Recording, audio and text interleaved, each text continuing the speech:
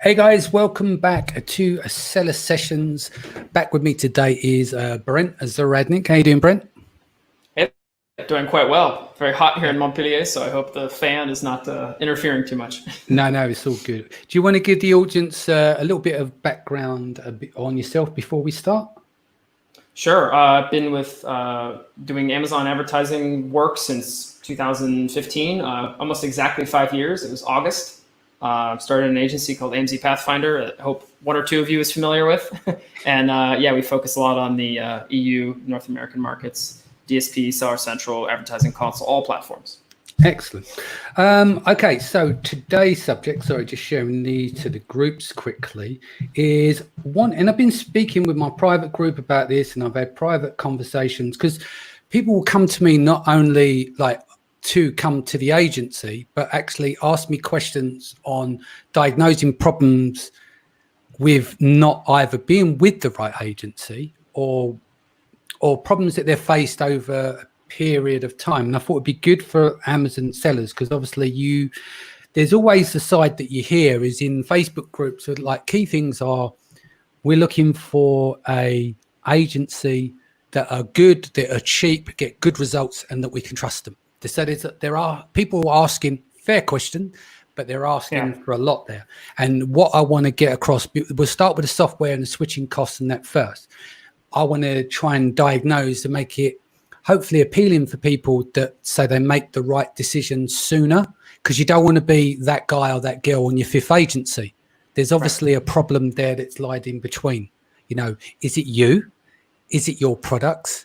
Have you had a bad run of bad agencies? Did you go there's so many different things that we can pick apart.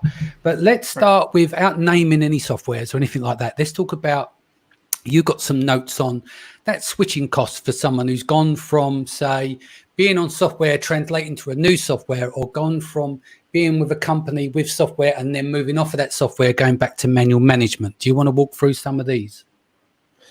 Yeah, sure. I think that in general, I am very bullish on Amazon PPC software, as a whole, as a category. I'm sold into it. However, there's a certain size of account where it makes sense, and certain size of account where it doesn't make sense. You know, if you have a small SKU count, if you're maybe in the mid or early stages, I think it's probably beneficial for you to either have someone on the team or to do it yourself, because then you learn the fundamentals, which are going to equip you well as a business owner, even if you're looking at it from that top level KPI dashboard perspective going forward. But once you hit a certain size, I think software is probably a good choice. So transitioning from, so-called manual management with bulk files and Excel and everything into software, it can be a bit of a scary thing, depending on which one you pick. But I think they fall into two different categories, mainly the PPC software is out there for Amazon. That would be like the prescriptive category and the toolbox category. Now, being careful not to name any names, because I don't want to. No, don't do that. That's not part of the show. We're not here to bash. We're here to have a balanced conversations to give sellers, the understanding of what they can pick through the bones and decide what they want to do. The idea is to get them to the right place, whether that's self-manage, manage that manually, manage with software, or to an agency, but try and get there with the least amount of mistakes or problems as possible. Yeah. Okay. Well, that's clear enough. I think the first way to think about it would be like prescriptive software, which means you buy into like the vision of that company. They say, hey, our software is designed to do X, Y, and Z. It automates this. It does PPC for you, and it optimizes towards a specific goal. And if you are satisfied with their explanation and what they say about how it works, and you've done enough digging and talked to them, then I would go with that prescriptive method. That might mean a lot less hands-on work for you. The way that I think is better from like the PPC nerd perspective is like the toolbox approach. So you're getting a piece of software and they say, you can use this any number of ways. Here's a tool set we've built, apply this judiciously across your different products, across your different accounts, how you see fit. And that's where it might be helpful to have some PPC background in the first place, having managed it yourself or knowing your products really well. That makes sense. And let's talk about the time it takes from the switch over. Let me give you a scenario. Someone comes to you, they've used the software platform they're not happy with their results, then they come to you. How does that break down in terms of having to pick it apart, restart new campaigns, or execute the changeover to new structures and stuff like that? Yeah, we typically find the more prescriptive style softwares are a bit harder to dissect and pick apart, as you said, and ensure that the performance is at least maintained, or not going to take a dive when you're switching to another software or manual management. The ones that are the more toolbox approach, I think, are easier to deal with, because this really spawns from a conversation with the client. Like, you have to talk to them at length about what their philosophy has been towards PPC management, and how they, like how they've structured it. Because if you can get that information from them, instead of having to read the tea leaves, you can just go in and understand their philosophy and work backwards from that. But I usually set the expectation for clients, like, let's set 2 months here as a time frame for things to be the way you want them, for KPIs to be the way you want. If we're switching from software that's like drastically different, or the account is in like a poor shape. Yeah. So what have we covered the software side? So we go into the agency side, or is there more key things you want to bring across? Well, I would say, like, jumping around and trying different tools can be a bit of like a system shock, much like going from a hot sauna to a cold ice bath. Your heart starts racing. It's a bit stressful in the system. Think about that same thing for your accounts. A lot of the performance we see in accounts is with aged campaigns, and you want to try to maintain that if you can. And I think some softwares, yet again, not naming any names, I've seen when you stop working with them, they will either archive or pause or modify bids, and kind of like I don't really know what the methodology behind that is, but to me, that is like a pretty dangerous thing to do, because you could have a lot of campaigns going at a good level and things are steady, and then you stop using the software and they shut things down effectively for you, which is a nasty way to say goodbye if someone unsubscribes from your tool. But we have seen that. So, be alert for that. Some tools do that kind of thing. Yeah. And what about on the agency side? I mean, some of the key things I mentioned to you off call, when we look at, I want to see people get there as fast as possible. Like, I know someone, and we all know people, that even 4 or 5 years on Amazon, they've never been satisfied. Like, they've done self-managed, they've got a VA, they've got software, they've gone to an agency, they've done this, but never, ever, ever happy. And it's like, how do we get them to happiness? And I think sometimes you can have lots of bad luck, but there's also, like I always say, well, why don't you reflect back on where you think it went wrong? Like, pinpoint every change and why you made those changes.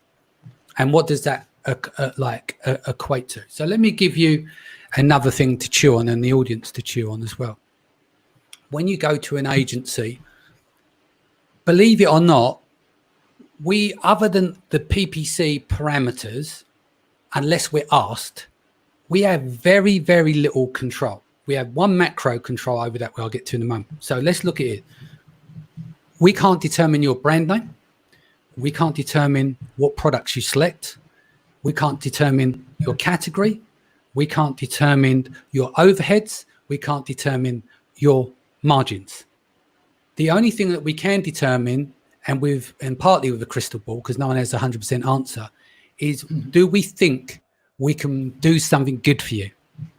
Someone, they'll take the check. But when you put it into those realms, the control that we have is, we can say, do you update your listing, or, but we can suggest things, but we don't have the control. So what comes to us is pre-designed, or everyone, like your agency, where it's all pre-designed, isn't it? And there's a point of where we get to take control, which is certain level parameters. We can't control the market forces like the clients can either. But obviously the buck stops with the agency as well. And so it could look like the results are great or they're shit. There doesn't really seem to be that middle, like when you hear about people talk about agency, oh yeah, they're really good, or yeah, no, and they're shit, or that software was shit. But when you think about it in that macro sense, the little amount of control that you have, this is going back to the one control that we have as an agency in co-relationship with the customer is whether we decide to take them on or not. Because if they want to go with you or and we can't do so, or we don't believe we can't do anything with their account for numerous reasons, it's our job and your job to say no as well. It's like it's their job as a customer to say, I'm going to go around all these different agencies. I'm going to pick one that suits for me. I'll go with them. That in that sense is that's a two-way parameter, because obviously the agency's got to be say, if they're honest and ethical, they've got to say whether they can do something for you or not. So my thing would be is when you're going out looking for an agency, think about that whole structure before. Why did it work? Or why didn't it work? Right? I'll give you another example why sometimes I've seen it may not work is that you'll get a seller who has grown from 0 to how many 7 figures? Doesn't matter. We'll just make a number up. Let's call it 10, right? Mindset might be is that I went with that agency because it was a bargain. It was cheap. They didn't grow with their business in the sense as like, okay, if I've got to sit there and do the PPC, it's going to cost us $4,000 a month in wages. They're looking at it as like, I'll go with that agency over there because it's a bargain. So they're thinking about price. Well, it's commodity thinking or specialist thinking. It's like, am I going to bring someone in who's a specialist and what they're going to provide, even if it's twice as expensive, is 4 times as good as the cheap one? Or is this simply a commodity and I see everything is just like a gear and I can switch out the gear in the machine and just interchangeably? But that's not the reality. No one wants to pay over the top. No one wants to be rolled over, right? Sure. Everyone wants, in business, they want to, I always say, you want a fair price for a good job. Yeah, you've got to get there has to be a balance there. And I joked with you off call is like if your metric a comparison is they're cheaper, you've got to look what's behind it as well. Like, so for instance, is like comparing someone like on my agency, Ellis, to a VA in the Philippines, who I'm sure is amazing, man or woman, doing what they're doing. They're not going to be able to hold a candle to him, right? Mm-hmm. That is like comparing, I don't know, a horse and cart to a Ferrari. Yeah, it's not the same comparison because you're not going to get necessarily the same results. Equally, you don't want to pay over the top, wait a few months to still not get the results, because that's also bad as well. But I think I've noticed is that if you can make that adjustment, when you look at, I always say to people, look at your monthly turnover and work out the percentage against the fee and the value that the agency may be bringing you. Mm-hmm. If they're bringing 30-40% of your sales through PPC, doing a good job, or they've helped increased your sales by X amount, I don't know, 2 times over or whatever, what kind of value does that bring to you and your business for when you're ready to sell that business? There's some intangibles too. For instance, how much better do you sleep at night? Like, knowing it's in good hands. Yeah, it's in good hands. Like, what other things have you freed up due to opportunity cost, for instance? I now don't have to look at ads and I work, 2 hours less. I spend more time with my kids, or I spend 3 hours less now per week and I focus on a new product I sourced and added more top line revenue. There's so many other ways to figure that in. And those costs are benefits, not costs, are sometimes lost in the side of, well, this number is smaller than this number. And I see these two things as fungible, replaceable items. I think that's not a good way to think about it. One other thing you mentioned earlier, as far as like delivering value and vetting clients, because I think a lot of companies, prospects that approach us, they think that an audit is there just to convince them that we know our stuff. An audit is actually there for us to vet their company. So we look at all the different aspects of the account, of course, like, how inventory turnover is and, with the IPI score, and how it's like more important than ever. It's been a big topic of conversation. But also, like, are these products really retail ready? Can we advertise these with full confidence that we're going to take that client money and make every cent well spent? If we feel like we're going to take on a client and then just take their money and throw it right in the garbage, well, that's obviously not a good fit. Do they have inventory issues? Like, what are sales like the last couple of months? What's their growth plan like? We want to know what they're projecting into the future. All those things are part of our consideration. So it's not just simply like, all right, you got money, we're an agency, we'll take your money, thank you, good night. Yeah, I think the other part of it as well, you alluded to there, I called it growth and maintenance. So you be at top of market and your account could be managed well, but you don't have time to manage it. If that becomes maintenance unless you launch new products, if there's no growth left in the market. And that's where you need to be honest with the seller as well, because the seller, most mindset, coming from a seller's point of view and from an agency point of view, there's always that unknown, isn't it? It's like, I'm sure we could get a bit more out of that. I'm sure we could get the ACOS down to this. I'm sure if we'd done that and launched that campaign, that would, and they're intangibles. You don't know whether that, but you're sure. And there's nothing wrong thinking like that, because ultimately you want to get the best you can for your business. But it's also, you got to try and get to that stage is like, what do I want out of this? Like if you've seen it before many a times, is that, and I've seen it with agencies that are not got the same level of ethics as what we've got, is like, I know what a quick win looks like. So you could take on someone's self-managed account with glaring holes in it, fix those things, save them a bunch of cash, but by month 3, they'll be asking you, where's the next bit? Where's the next bit coming from? You know? And I think that's where you have to be honest as well. And often we'll do that on the call, because I know that, like, let's just say you clear up some optimizations there and you improve it. They'll wait on month 3. They're going to look for that next improvement. When it don't come, are you then the shit agency, or have you not explained yourself properly? Because you may have cleaned it up, but be top of market and there's little room for that to grow. So that's why you have to say, you know, and this is why we will just tell them, like, you're bleeding here, here, and here, sort that out. That's a freebie. But if you come on and we can't grow the account, that would be maintenance, and here's why. And, you know, what new products have you got in the pipeline and stuff like that? Because that's where your account's going to grow. We know that with Amazon businesses, stacking SKUs is how you scale.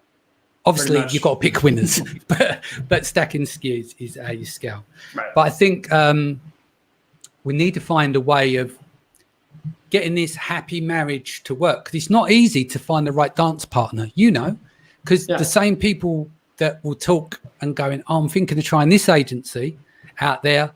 The agencies are also having a chat and saying, is so-and-so visited you? Not all the time, but you know what I mean? So it's like, have you got a call from such and such? Yeah. Because like they do, like people do the rounds. So we're actually having conversations as well. And they're obviously there. It's not, not everyone knows about it, but like if someone's like a non-payer, they will let other people know, you know, it's like, if these guys don't pay very well, just be careful if they come to you. So because, and we've also had discussions with other agencies where they said, hey, this client who's currently working with you guys came to us for an audit. Yes. Like, okay, well, first of all, thanks for telling us. Second of all, my personal belief is that whatever account we're working with, if another agency comes in and does an audit, we should feel confident enough to put that work out there and say, this is our best foot forward. This is what we got. If you find issue with it, you know, agency X, you know, tell the client. Maybe they'll tell us. Maybe they won't. Maybe you'll tell us. But we welcome that kind of like third-party vision, that third-party perspective.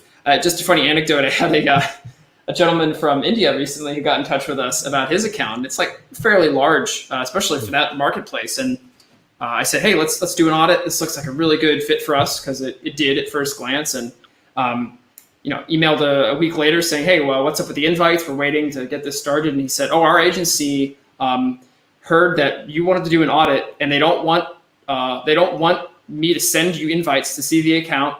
And they also gave me another account manager. I said, okay, first of all, you know, how many account managers do you need? Too many cooks in the kitchen at some point for a PPC account, right? And second of all, that agency felt so threatened by just an audit. You know, this was not like, yeah, let's sign you next Monday. It was, let's take a look. That they felt compelled to, you know, encourage this prospect to like not even let us in the account. And so, you know, I said, okay, well, hey, if that's how they feel, that's how they feel. I'm here, come talk to me, but I'm not going to like go fight that battle. That's not really. Yeah. So what can we give to the audience? So we're kind of giving them an insight on certain things. What can we give to the audience of a way of approaching an agency from an agency's perspective? Like, let's be honest, is like, if someone leads with price, they're not going to be at the top of the tree for me for a discussion. We'll discuss, but I know straight away this is just an auction. Does that make sense? I know everyone needs to know the cost of stuff. And that's not a red flag, but that's like a lead where it's like, and I believe me when I say this is not about people paying more than they should, but I think it's about like work on the value proposition. Let's just say you go everywhere you go is based on price and you never have a success of it. Maybe the reason is because you've always focused on price rather than getting the right person in the right seat. To the exclusion of all other things. And one other thing to consider is this agency a right fit for the size of my business as it is now? Yeah. Some agencies might be better suited for, seller at £35,000 a month. And that's probably not an account we would take at this time, but there is someone out there who for them, that's a perfect fit. And maybe they're a solopreneur, maybe they have a small team, they got VAs and they can come in and they can do an amazing job at a price that makes absolute sense. Somewhere in the middle is where Pathfinder sits. And then you have some agencies that are huge that have offices in, New York City. And maybe if you're selling millions and millions a month, they're a better fit because not only are they more expensive, but they have more resources or manpower or something to throw at it. There is a definite level though, and you've probably noticed this too, Danny, but we've had more clients leave us because they get so big, they just hire somebody in-house. So they say, all right, for what I'm paying you, I'll just get a guy at a desk that I can talk to 24 hours a day and he'll say, yes, sir. This goes back to my point in the conversation earlier on. Do you keep it in-house? Now, I would say you made a very good point there, depending on the size of where they're at. I will always say, if you're a micromanager and you message your agency all day, every day, you need to do that in-house because that's not working for either party. If you've got an agency answering 20 emails a week from you, I believe that's too many. Like you've got to have contact with your clients. There's a change in strategy. If money's bleeding, all these things got to be dealt with.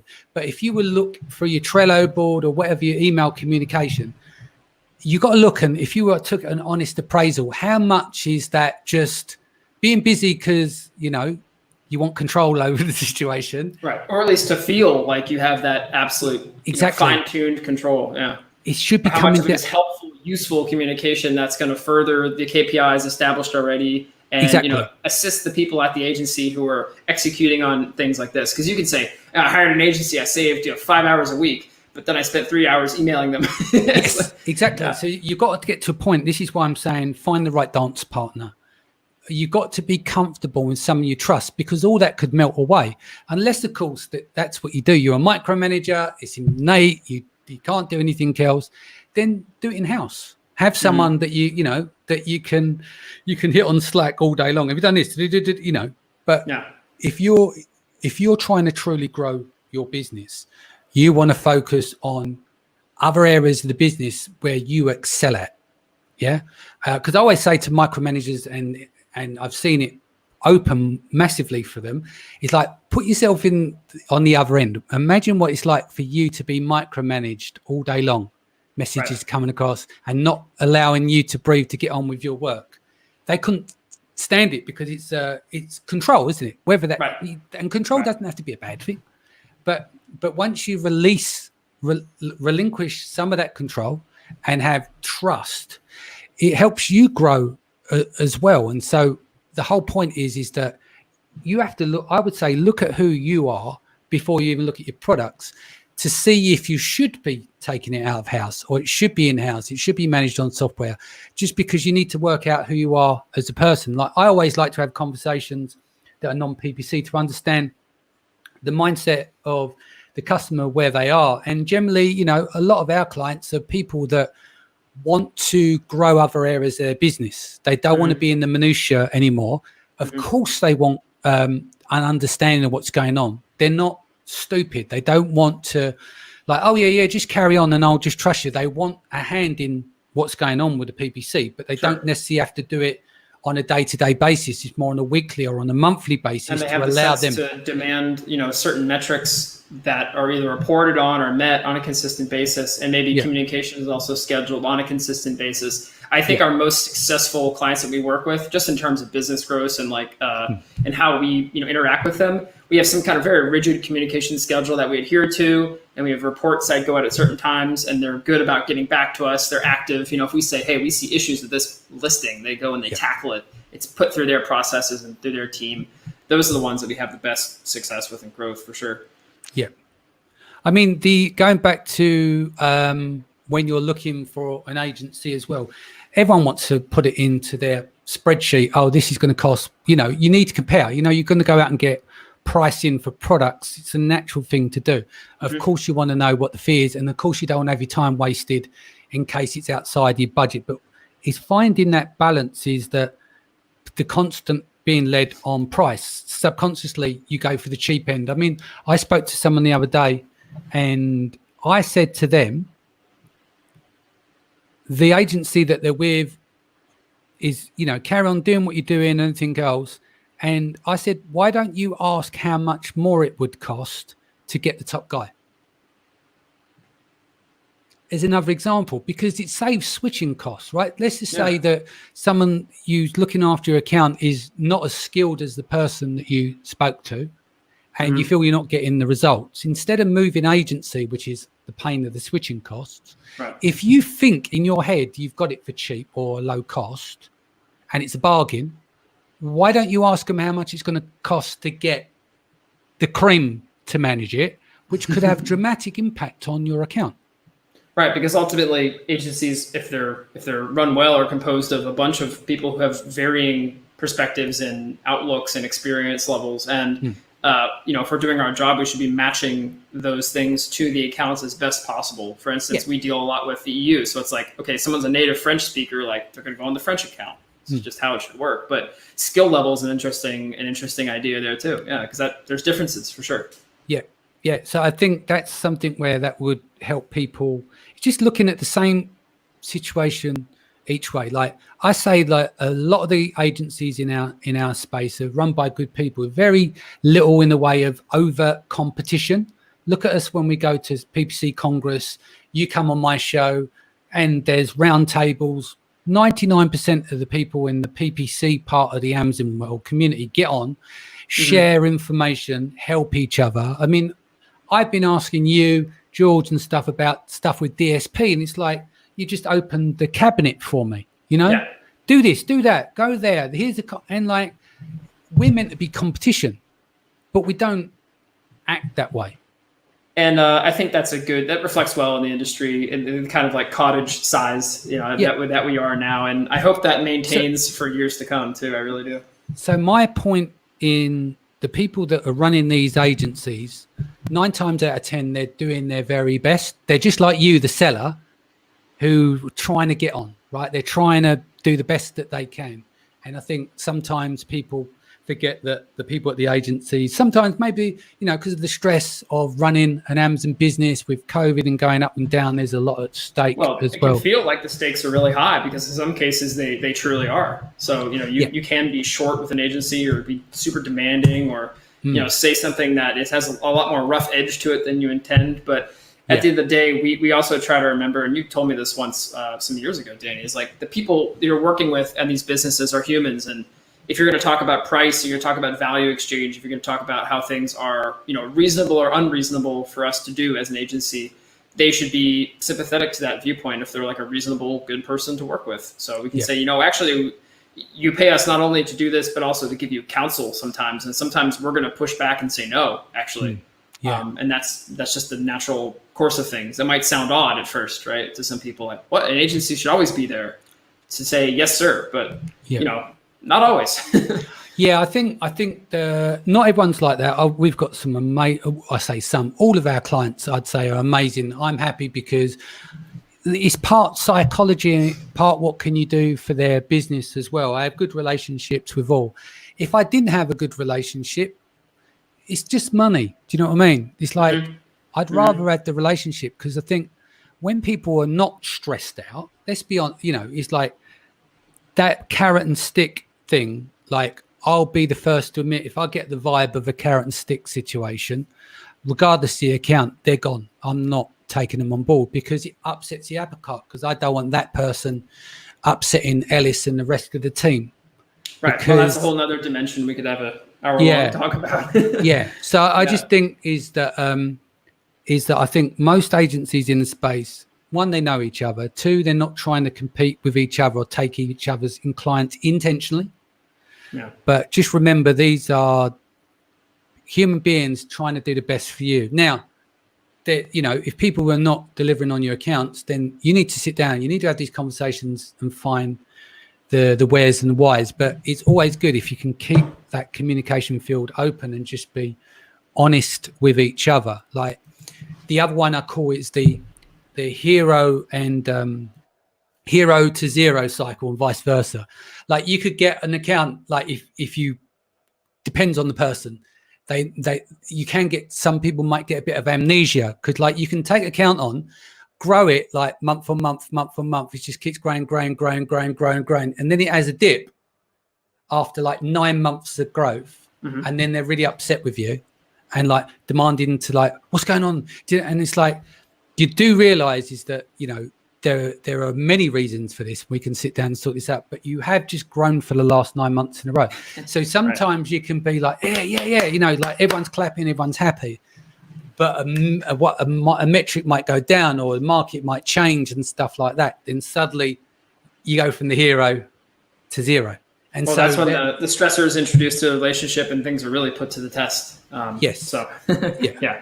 So I'm trying to think what else we haven't covered here, but I would say, you know, when you're reaching out to agencies, most people don't really want to go into an auction, like my price versus your price, that kind of stuff.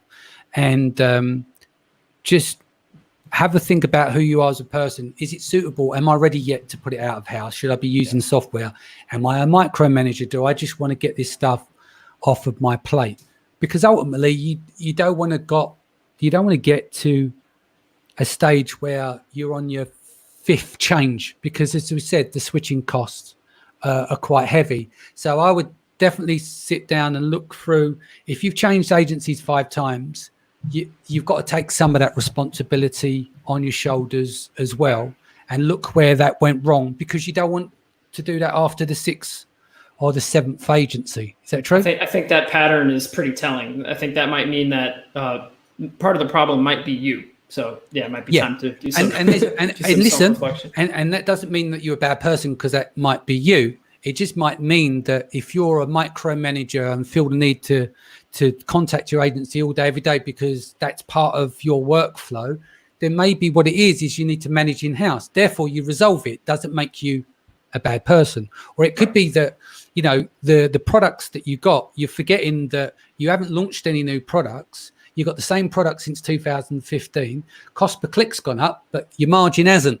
And so therefore your campaigns are performing badly, and mathematically no one's going to solve that, you know, if the cost per clicks have gone exponentially. So there are a load of things that you can do before going out to the agencies, to look for telltales within your business. Am I suitable to go to an agency? What level agency do I need? What kind of service do I need? What are my expectations for results and the services are rendered? And that will help you a lot more in picking, I believe, the right agency, or as I like to call it, the right dance partner, because that's what it is.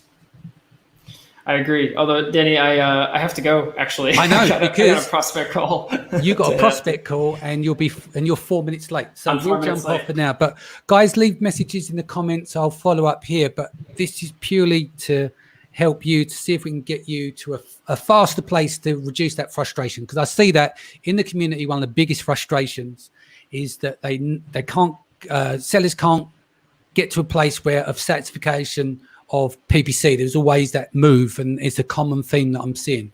And if we can help that address, that, then that's great, because then everyone's happy then. Right. Ultimately, it's about fit, and that's something you learn more and more as you go through the agency, I guess, life cycle as an agency owner or someone, you know, at the company. So yeah, indeed. Been a hard lesson to learn sometimes, but hey, it's good. Oh yeah, but you learn through pain, don't you? So basically, it strengthens. Cool. Well, look, I don't want you, because you're 4 minutes and 30 seconds late for that call, so you better jump off. I gotta jump. All right, guys, we'll see you back here tomorrow, 4 p.m. BST. Brent, I'll see you soon. Take care. All right. Au revoir.